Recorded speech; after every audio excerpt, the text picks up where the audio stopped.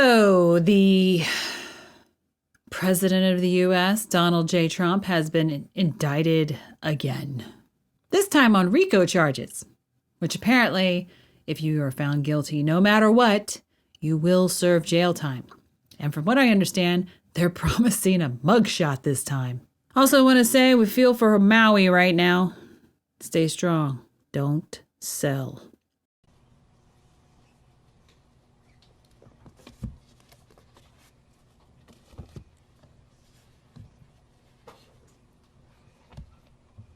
All right, I always find this kind of odd. You ever seen people go into a room and it's very unfriendly? They tend not to look at the people in the room. They look everywhere but at the people in the room.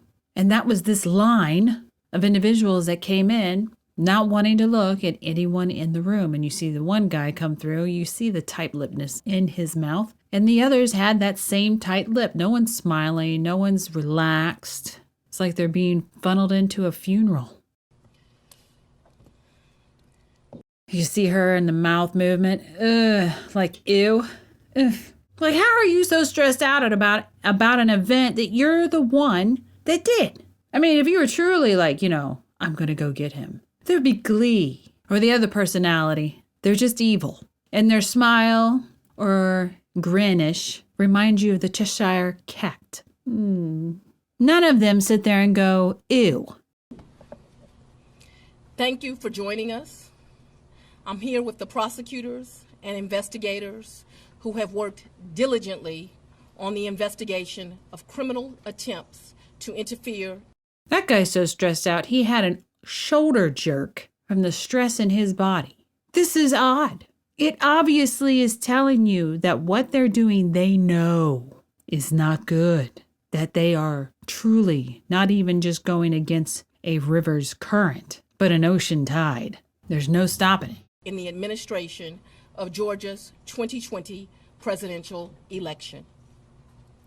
Today, based on information developed by that investigation, a Fulton County grand jury returned a true bill of indictment, charging 19 individuals with violations of Georgia law arising from a criminal conspiracy to overturn the results of the 2020 presidential election in this state. The indictment includes 41 felony counts and is 97 pages long. Please remember that everyone charged in this bill of indictment is presumed innocent. So presumed innocent, you see a half of a Cheshire Cat on that mouth. Now, most of the time she's reading this, she's in portrayal, besides the little Cheshire Cat smile. Now, we're going to watch her read a list of names, which for some reason, I don't understand how in the world he's even in there, includes Trump's White House chef. Specifically, the indictment brings felony charges against Donald John Trump, Rudolph William Louis Giuliani. So the first two names, you see her follow through with it. Donald J. Trump, tight lip goes in, curls in. Same thing with Giuliani, curls in. That lip, tight lipness. And we don't have any context to find out why. You would think at this point that would make sense. It is a relief. I've gotten it out there. John Charles Eastman. And you see that one, the end of it, much less stress in the mouth. Mark Randall Meadows. John Same on Meadows for Trump and Giuliani. Cheeseborough, Jeffrey Clark, Jenna Lynn Ellis. So Jenna Lynn Ellis, we got no tight lipness. Ray Stallings Smith III. We got like a slight one on that one. It was probably just the third part. Robert David Cheeley, Michael A. Roman. So I don't know why those names do not have the tight lipness. And this last one that she did, Roland did. It could be that she saw somebody in the audience because it wasn't curled in and didn't last very long. David James Schaefer, Sean Micah Tresher Steele, Stephen Clifford Lee, Harrison William Prescott Floyd, Travion C. Cootie, Sydney Catherine Powell. Now that one did give her stress because you saw it on both of the cheeks and it went deeper, just like it did with Trump and Giuliani. Kathleen Austin Latham, Scott Graham Hall, and Misty Hampton, also known as Emily Misty Hayes. Every individual charged in the indictment is charged with one count of violating Georgia's Racketeer, Influenced, and Corrupt Organizations Act through participation in a criminal enterprise in Fulton County, Georgia, and elsewhere to accomplish the illegal goal of allowing Donald J. Trump to seize the presidential term of office beginning on January 20th, 21. Specifically, the participants in association took various actions in Georgia and elsewhere to block the counting of the votes of the presidential electors.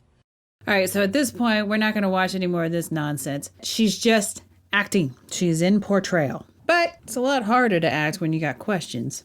There's one reporter that pissed her off. To RICO charges, whether it's servable by probation or how that might play out. The RICO charges has time that you have to serve, so it's not a probated sentence. You see the face kind of lighten up in that too. She's quite happy in that. But she goes tight-lipped. Madam District Attorney, what's the timetable for the trial? What is the timetable for the trial? Yes. As you know, in this jurisdiction, trials are set by the judges. And so it will be the judge that sets the date of the trial. This office will be submitting a proposed scheduling order within this week. However, that will totally be at the discretion of the judge. And she's stressed. I mean, even though we're seeing her freaking a little bit of glee that we saw and her Cheshire half smile, she is extremely stressed. Whatever they think they've got on him, it must be like, I wouldn't even say paper thin, like onion paper thin. You're the fourth person, fourth jurisdiction now to indict. You would be the fourth one to try him, or could you move it up? Do you want to be the first to try him? I don't have any desire to be first or last. I want to try him and be respectful for our sovereign states. We do want to move this case along, and so we will be asking for a proposed order that occurs a trial date within the next 6 months. And that was a whole lot of stress in that, especially the 6 months.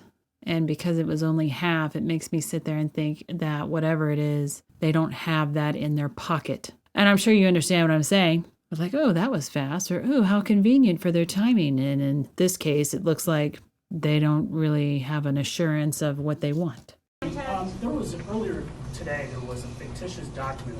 And then she's really chewing on her face. According to the Fulton County Clerk's Office that was circulated online with charges against former President Donald Trump.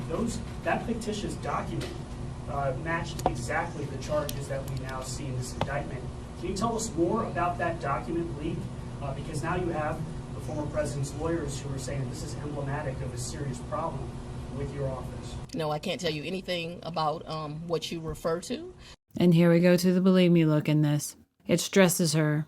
She's not very happy about this situation. What I can tell you is that we had a grand jury here in Fulton County.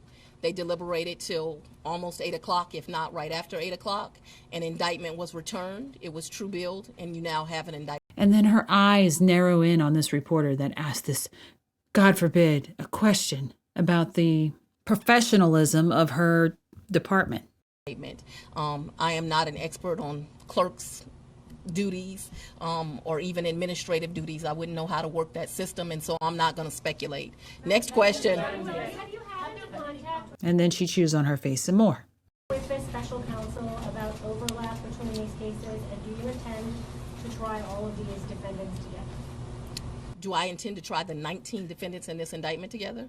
Yes. And have you had any contact with the special counsel about the overlap between this indictment and the federal indictment? So as you can hear, the reporter is still asking a question, and she does not want to look at her. She's done. Whatever the stressor is, I don't completely understand law. or at least the drama that's supposed to take place in that courtroom. And I'm sure 19 of them together has its own rules. But that woman continued with her question, pretty much forcing her to go back and look at her to answer. I'm not going to discuss our investigation at this time. I'm going to take. And then you see the teeth come out as she says it. I'm not going to discuss it. The arguments made by former President Trump that this is a politically motivated event. I make decisions in this office based on the facts and the law. The law is completely nonpartisan. And obviously, as you see this one, she doesn't even want to answer that guy, but she does. Total lack of any respect of looking at someone and putting that folder away. In other words, announcing to the reporters, I'm done. You're asking questions that do not say hooray or getting him again. If you like it, please share and subscribe. Thanks for watching.